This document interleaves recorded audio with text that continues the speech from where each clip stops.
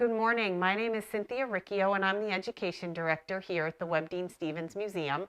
During this time of COVID, when we cannot have you here in person for visits, we will be bringing you some of our most favorite education programs via video. Today, I have Will Conard-Malley, one of our educators here at the museum, and he will be talking to you about Samuel Webb, soldier in the American Revolution. You join me today in the Webb House, the childhood home of Samuel Webb. And we're going to be talking about Samuel Webb's experiences in the Revolutionary War as a soldier. In 1775, at the start of the Revolutionary War, Samuel Webb was a 22-year-old lieutenant in the Connecticut militia. He participated in the Battle of Bunker Hill and very quickly distinguished himself under fire. Recognized as a bright, intelligent officer, he found himself working as an aide-de-camp to General George Washington. After a number of years, he went on to other assignments in the Army, and he steadily got promoted.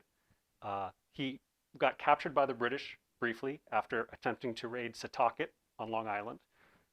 And by the end of the Revolutionary War, he had attained the rank of Brigadier General. While Samuel was fighting in the Continental Army, his older brother Joseph was supporting the American cause in his own way. By this point, Joseph, the older sibling, had inherited the house, but in addition to running his home, he was a civil servant and he was a merchant, and so he helped to support the American cause by keeping the Continental Army supplied with various necessities. Primary among these was shoes. As I mentioned earlier, Samuel Webb spent some time as an aide-de-camp to General George Washington. Now, an aide-de-camp is a type of assistant, so he helped Washington with paperwork, and he helped deliver messages and with all the other sort of clerical tasks that come along with running an army. Now, an important thing to know about George Washington is that he didn't have any biological children of his own. However, he did form very close attachments to many of the aides that he had throughout the course of the Revolutionary War. He thought of them as the sons he'd never had, and Samuel Webb was among these. And he and Washington remained close up until Washington's death. And after the war, Samuel Webb served as the Master of Ceremonies at George Washington's first presidential inauguration. And it is thought that he might have been the person who held the Bible while Washington took the first ever presidential oath of office.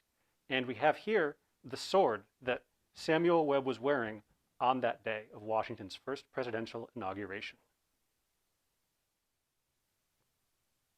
I have here a haversack, which was commonly carried by soldiers during the Revolutionary War. Now, since these soldiers had to spend a lot of time away from home, essentially camping out every night, they needed to bring everything that they wanted with them. So the haversack was where the soldier could put their personal items. One example of a personal item a soldier might have carried was a bowl for eating their food. This bowl is made out of wood and most likely was something that the soldier brought from home rather than was something that was provided to them by the Army. Once you're able to visit our museum again, we'll be more than happy to take you through the rest of this haversack and look at all the other contents that it has.